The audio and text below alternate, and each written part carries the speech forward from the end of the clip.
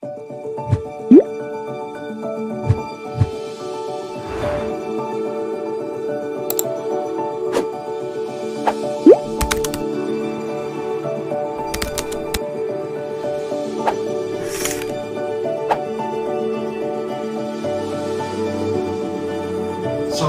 warahmatullahi wabarakatuh. Selamat pagi, jumpa kembali dengan saya Dodi Arsowibowo. Saya adalah dosen dari Stikes Karyasada Prodi D3 Keperawatan.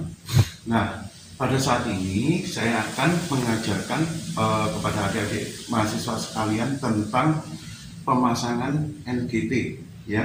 Tapi sebelum kita mulai, kita harus tahu dulu apa sih yang dimaksud dengan NGT itu, ya. Jadi NGT itu adalah memasukkan selang makanan ke dalam lambung, ya, melalui suatu lubang hidung, ya. Nah, selang yang dimasukkan nanti itu ukurannya ada 6 sampai 10 ml, itu pada bayi dan anak-anak. Nah, sedangkan pada orang dewasa itu adalah 14 sampai 18 ml, itu pada orang dewasa, ya. Terus kemudian kita juga harus tahu bagaimana sih apa sih tujuan dari pemasangan NGT tersebut, ya. Tujuan pemasangan NGT itu yang pertama adalah memenuhi kebutuhan nutrisi pada pasien, yang mana nanti pasien itu membutuhkan nutrisi baik pada pasien yang tidak bisa makan sendiri, dalam arti pasiennya tidak sadar sehingga membutuhkan makanan dan harus diberikan melalui selang NGT tersebut. Adapun yang kedua adalah pengobatan pada kasus tertentu. Contohnya pasien dengan keracunan makanan, ya, atau keracunan atau istilahnya intoksikasi, sehingga pasien perlu dilakukan pemasangan NGT dengan tujuan untuk melakukan kumbah lambung, ya. Nah, berikutnya kita juga harus tahu apa sih indikasi dari pemasangan NGT tersebut.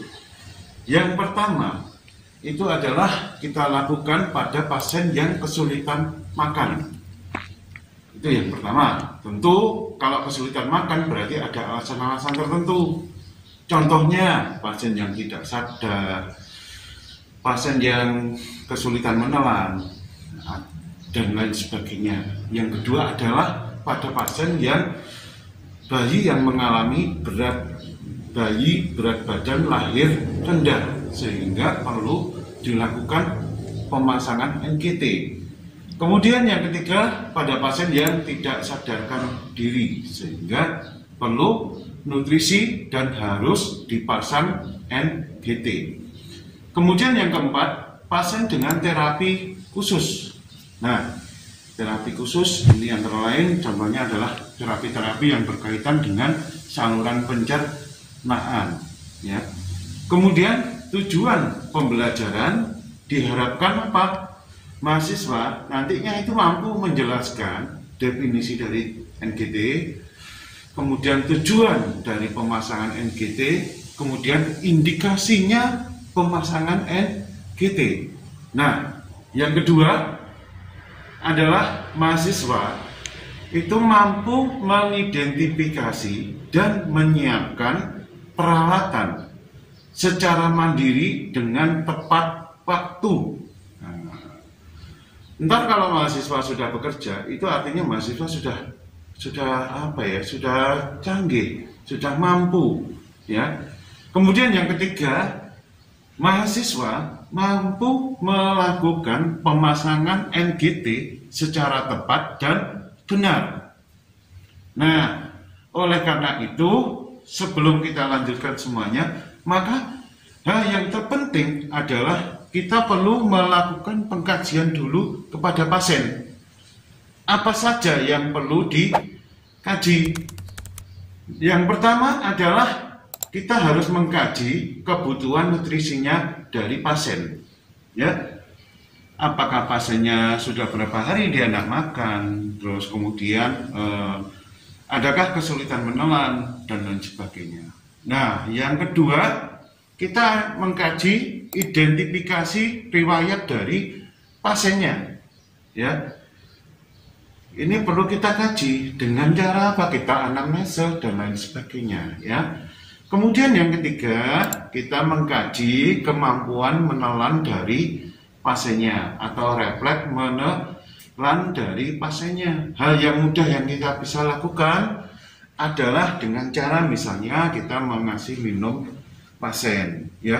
Kalau pasiennya mampu untuk minum dengan benar, dengan tepat, berarti refleks menelannya sudah bagus. Kemudian hal yang lebih penting lagi dari tindakan pemasangan NGT ini adalah mempersiapkan peralatan yang tepat dan benar. Adapun peralatan yang perlu kita siapkan, yang pertama adalah ini ada jelly, ya. Jelly ini untuk melumasi selang NGT nanti, ya. Dan jikalau kita mau melumasi selang NGT, kita bisa pakai acuan 10 cm sampai 20 cm, ya.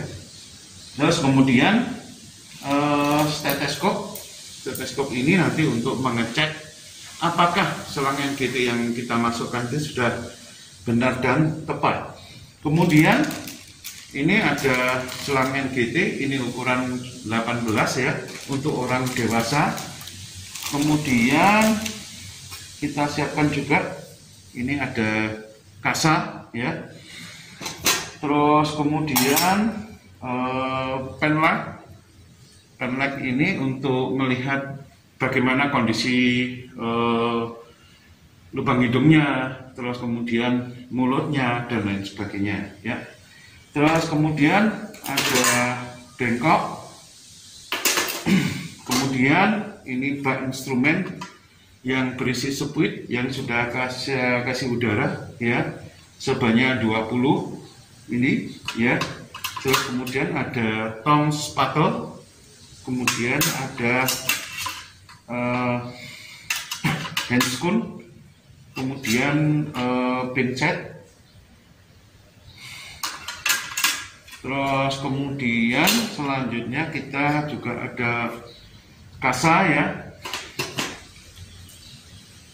Terus kemudian untuk fiksasi nanti kita gunakan, ya, ini hipapik kita sudah sobek seperti ini sehingga memudahkan untuk fiksasi pada selang NGT nanti setelah kita pasang. Berikutnya saya juga menyiapkan hipapik lagi, ini nanti untuk fiksasi pada darah pipi, ya. Demikian persiapan alat untuk hari ini. Nanti selanjutnya kita lakukan tindakan, ya, pemasangan NGT.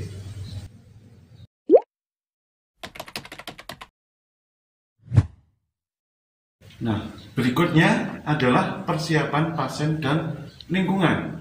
Nah, apa saja yang perlu kita siapkan untuk persiapan pasien dan lingkungan? Yang pertama-tama kita perlu inform konsen, ya.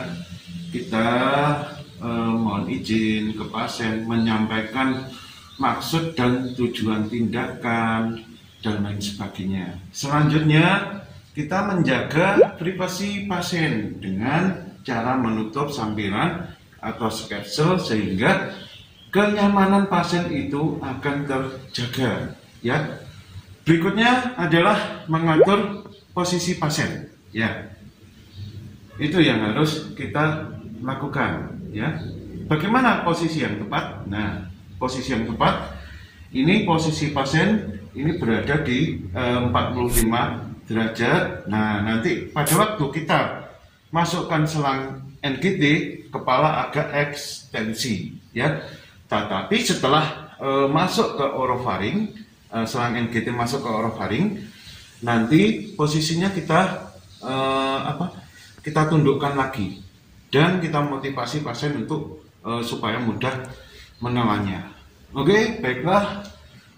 Teman-teman sekalian, ya, daripada kita berpanjang kali lebar, untuk saat ini saya akan melakukan prosedurnya terlebih dahulu, ya. Kita akan melakukan tindakan, ya, apa yang kita lakukan. teman-teman sekalian bisa menyimaknya ya.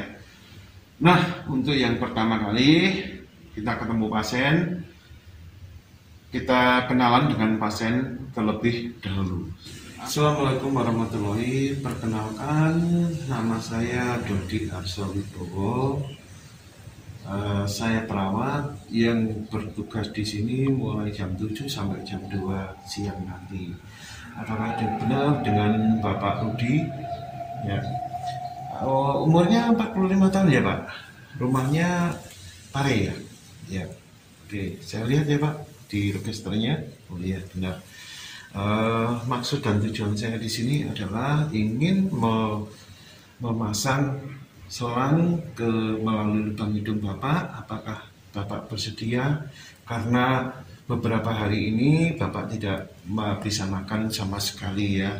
Jadi untuk memenuhi kebutuhan gizi Bapak, nanti kebutuhan gizinya bisa diberikan melalui selang yang dimasukkan melalui lubang hidung Bapak. Apakah Bapak bersedia? Ya. Oke. Untuk berikutnya, jika Bapak bersedia, nanti kita akan menutup ruangan ini supaya kenyamanan, keamanan Bapak bisa terjaga, ya Pak ya. Oke. Langkah berikutnya kita pasang perlak terlebih dahulu supaya pakaian Bapak tidak kotor ya Pak ya. Maaf ya Pak. Terus berikutnya kita pasang handuk. Nah, untuk langkah berikutnya saya akan cuci tangan terlebih dahulu ya.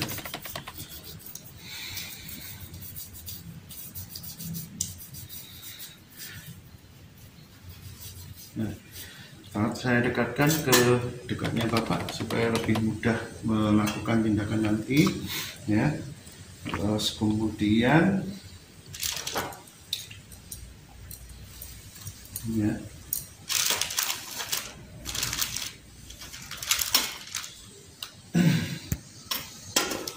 nah jika alat sudah didekatkan, maka langkah berikutnya adalah kita mengecek dulu lubang hidung yang mau kita pasang ya. Sebelum saya cek apakah Bapak mengalami pilek atau ada sumbatan di lubang hidung Bapak ya. Kalau tidak ada saya cek dulu ya Pak. Oke. Oke, aman. Terus kemudian berikutnya kita akan memasang selang NGT ya. Kita pakai handscoon terlebih dahulu. Sebelum kita pakai handscoon, kita cuci tangan terlebih dahulu ya.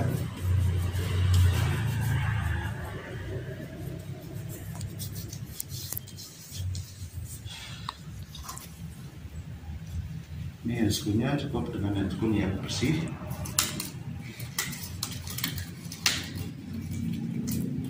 Silakan Bapak beristirahat dulu ya Pak, relaksasi dulu sebelum saya pasang selang NGT-nya.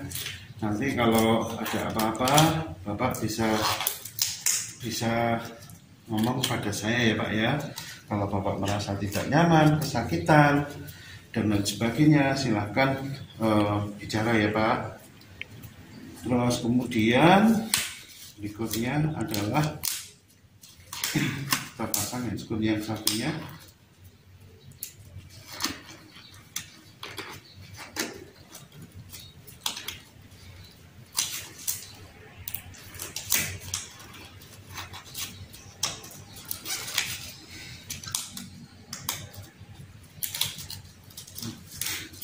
Jika sudah terpasang, maka langkah berikutnya kita bersihkan dulu ya Pak lubang hidungnya ya Pak ya. Mohon maaf Pak, sebentar kita bersihkan dulu sebelum kita pasang. Setelah kita bersihkan, langkah berikutnya adalah menyiapkan cairan. Ini nanti digunakan untuk pelicin ya Pak, supaya Bapak tidak sakit dan merasa tetap nyaman ya. Terus ini nanti ada air minum, jika Bapak kesulitan menelan bisa dibantu dengan menggunakan air minum. Terus berikutnya ini adalah untuk cairan yang berisi kertas lakmus ya. Ini tujuannya adalah untuk mengecek apakah nanti cairan asam lambung yang kita ambil itu betul-betul sudah tepat atau belum ya. Nah, langkah berikutnya kita pakai stetoskop dulu ya. Nah, kita pakai stetoskopnya. Ini saya cek dulu. Oke, sudah berfungsi. Kita lepas dulu ya. Nah, langkah berikutnya adalah kita ukur selang NGT ya. Kita ukur terlebih dahulu. Kita ukur ya, mulai dari daun telinga sampai ke arah prosesus sipoideus ya. Setelah kita ukur, kemudian kita tandai dengan menggunakan spidol ya. Tujuannya apa? Supaya tidak terlalu panjang. Kalau sudah kita tandai, nah langkah berikutnya kita persiapkan untuk memasang ya.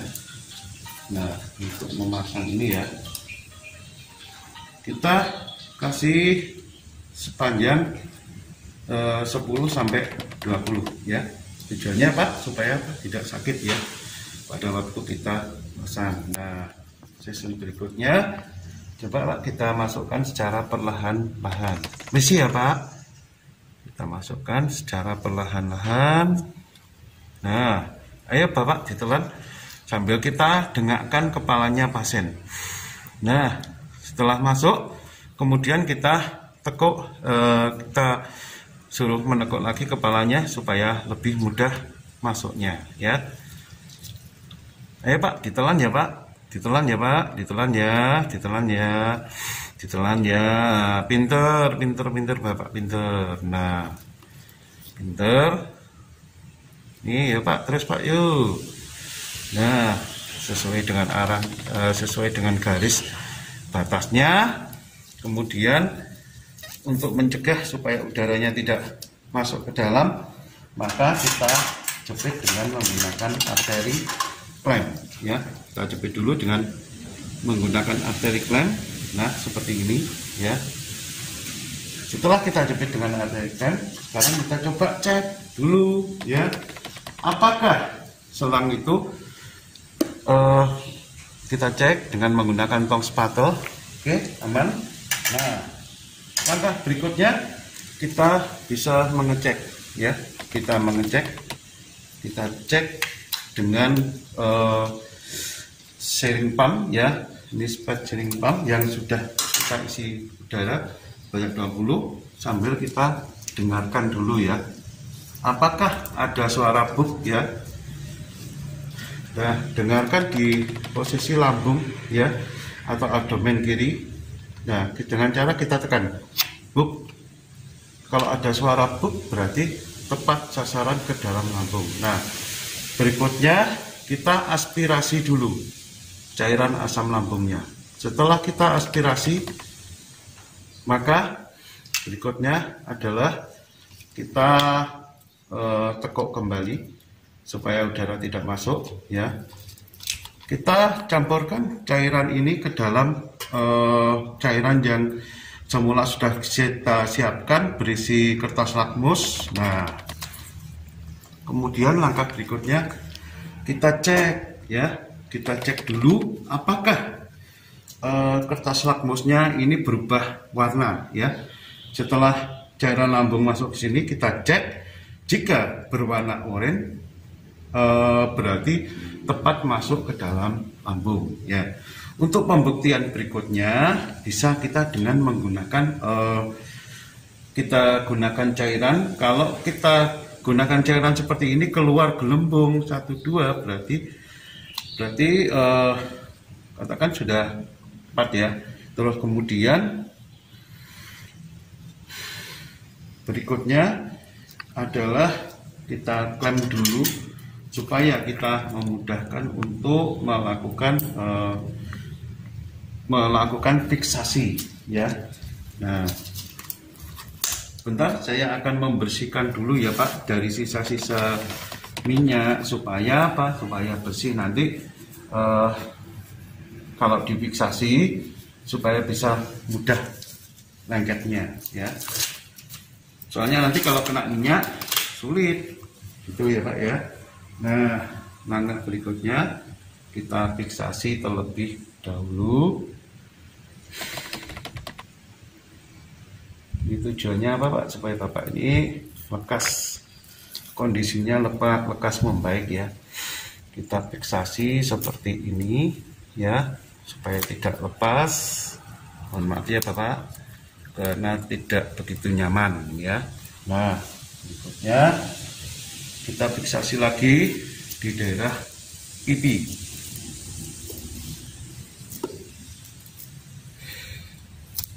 Nah, seperti ini ya Bapak. Kita fiksasi di daerah pipi.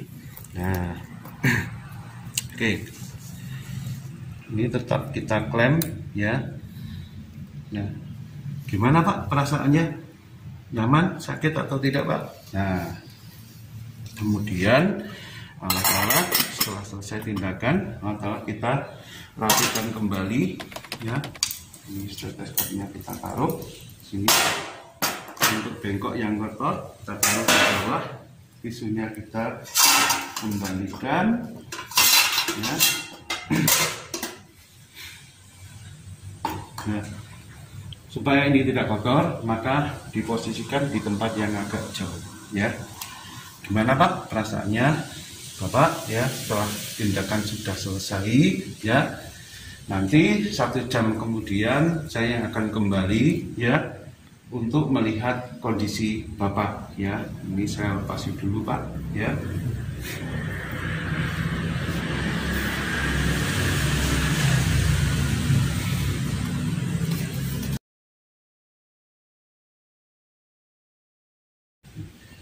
Jadi setelah kita melakukan prosedur pemasangan NGT, baiknya kita tetap melakukan evaluasi. Nah, hal-hal yang perlu dilakukan pada saat kita melakukan evaluasi di sini adalah mengevaluasi bagaimana kondisi pasien setelah kita pasang NGT ya, terutama yang berkaitan dengan kepatenan dari selang NGT-nya. Nah, jangan sampai nanti kalau pasiennya misalnya pasien dalam kondisi tidak sadar, terus tangannya begini-begini, nanti kita harus mengevaluasi apakah nanti pada saat itu selang NGT-nya tersentuh, bisa lepas sendiri dan lain sebagainya. Itu yang terpenting ya dari kepatenan NGT tersebut. Jangan sampai nanti pada saat kondisi pasien gelisah, pasien tidak sadar sehingga NGT-nya bisa lepas sendiri ya.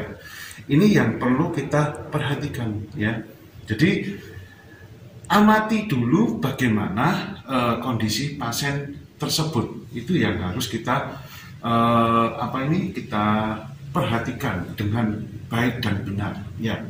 Terus kemudian bagaimanakah karakteristik dari cairannya tersebut. Nah, terus kemudian pada saat kita selesai memberikan memberikan makanan melalui sonde, melalui selang NGT, ada baiknya kita harus misalkan setelah memberikan makan kita kasih air ya, kita kasih air sebagai pembilasan pada selangnya. Nanti soalnya kalau tidak dikasih pembilasan, jangan-jangan selang ini bisa, sisa-sisa makanan yang berada di selang ini malah bisa menimbulkan suatu penyakit. Maka dari itu karakteristik dari perjalanan makanan yang melalui masuk selang ini harus kita perhatikan. Dan yang terpenting lagi adalah bagaimana karakteristik dari cairan asam lambungnya. Ya, kita harus bisa membedakan ini bekas-bekas sisa makanan atau karakteristik dari cairan asam lambung. Ini yang perlu kita betul-betul kita perhatikan. Dengan demikian, ya, kita akan menjaga bagaimana pasien ini tetap sehat sehingga tidak terjadi komplikasi dan lain sebagainya. Nah, ini yang perlu atau penting sekali kita perhatikan, ya. Terus kemudian, nah, yang terakhir adalah bagaimanakah kondisi kliennya, ya, atau adakah resiko dari pemasangan NGT? Misalnya pada waktu selesai kita pasang NGT, tiba-tiba pasiennya sianosis, pasiennya sesak. Apa yang harus kita lakukan? Satu, langkah-langkah yang bisa kita perhatikan, mencari faktor penyebabnya dulu. Tadi pada waktu kita pasang, pasien tidak sianosis, tetapi setelah kita pasang, pasiennya kok sianosis, pasien sesak. Berarti pasien tersebut, selang NGT tersebut itu bisa masuk ke dalam paru-paru. Nah, sehingga kalau dimasuk dalam paru-paru akan menyebabkan kontraksi atau ada obstruksi jalan napas sehingga pasien itu bisa mengalami sesak. Maka respon yang muncul itu nanti ada sianosis yang bisa dilihat dari fisiknya pasien. Oleh karena itu saudara-saudara, penting sekali ya kita memperhatikan karakteristik dari pasiennya setelah kita pasang selang NGT, ya. Kalau ada tanda sianosis, pasiennya sesak, baru kita lepas selang NGT-nya, ya. Jangan dibiarkan terus, tetap kita harus melepasnya. Karena apa? Kemungkinan selang tersebut masuk ke dalam paru-paru. Nah, itu yang harus kita perhatikan pada pasien yang terpasang NGT. Nah, tadi di awal saya juga menyampaikan kenapa kita setelah memasang 1 jam setelah pasien terpasang selang NGT, kita wajib melakukan observasi. Tujuannya adalah melihat kondisi klinis dari pasiennya, terutama apa? Kebutuhan rasa aman dan nyaman dari pasien. Apakah pasien merasa aman? Atau apakah pasien merasa nyaman? Ya, terus bagaimanakah kebutuhan nutrisinya? Apakah kebutuhan nutrisinya itu sudah terpenuhi dengan baik? Ya, sehingga kebutuhan gizi dari pasien itu juga bisa terpenuhi dengan baik. Itu yang harus diperhatikan. Nah, selanjutnya, apakah cairan itu sudah masuk ke dalam tubuh pasien pada waktu kita memberikan makanan melalui selang NGT, ya. Oleh karena itu pentingnya kita mengevaluasi pasien setelah kita melakukan suatu prosedur tindakan, itu sangat penting sekali, ya. Kenapa sangat penting? Karena ini menunjang keberhasilan kita dalam pemasangan selang NGT. Itu yang harus kita perhatikan, ya. Nah, oleh karena itu, ya, selain itu kita juga bisa inform consent juga kepada keluarganya, ya, keluarga pasien atau lingkungan sekitar. Ini penting sekali, ya, untuk menjaga keamanan dan kenyamanan dari pasien tersebut, ya, sehingga kenyamanan ini yang dirasakan pasien itu tetap bisa terjaga, ya, walaupun kondisi pasien tidak sadarkan diri, walaupun kondisi pasien sadar dan lain sebagainya, tetapi kita wajib untuk melakukan observasi secara objektif langsung kepada pasiennya, ya. Itu yang harus kita perhatikan dari beberapa prosedur pelaksanaan pemasangan selang nasogastrik tube. Nah, demikian pula kapan kita juga waktunya mengganti selang NGT tersebut, ya. Ini yang harus menjadi suatu hal penting yang harus kita perhatikan, ya. Karena apa? Kalau selang NGT ini terlalu lama dipasang atau terpasang tidak diganti, maka bisa menyebabkan terjadinya suatu peradangan, infeksi dan lain sebagainya, sehingga akan memperburuk kondisi pasien, ya. Jadi ada baiknya kita ganti selang NGT misalkan setiap 3 hari atau setiap 1 minggu atau sesuai dengan advis dari dokternya, ya, sampai parameternya sampai pasien betul-betul pulih, bisa makan sendiri dengan menggunakan mulut atau bisa makan sendiri dengan baik dan lain sebagainya. Ini yang harus betul-betul kita perhatikan, ya. Jadi pada dasarnya setiap kita mau memberikan makanan melalui selang NGT wajib kita observasi, kita catat, kita perhatikan warna dari cairan yang keluar dari asam lambung itu warnanya apa, ya. Itu yang harus kita perhatikan. Terkadang berwarna hijau, terkadang kalau berwarna merah kita harus curiga, wah jangan-jangan pasien saya ada perdarahan ini. Ini yang harus kita perhatikan, ya. Berwarna merah, berwarna hitam. Nah, kalau sudah ada tanda-tanda seperti itu, kita wajib melaporkan pada dokter yang menangani pasien tersebut, sehingga dokter bisa melakukan suatu tindakan atau suatu advice yang mana nanti untuk perbaikan keadaan atau kondisi dari pasien tersebut, ya. Jadi ingat, ya, pada waktu kita memasang NGT tetap memperhatikan kondisi dari keadaan klinisnya dari pasien tersebut, ya. Demikian saya rasa yang bisa saya sampaikan pada perkuliahan praktek pada hari ini.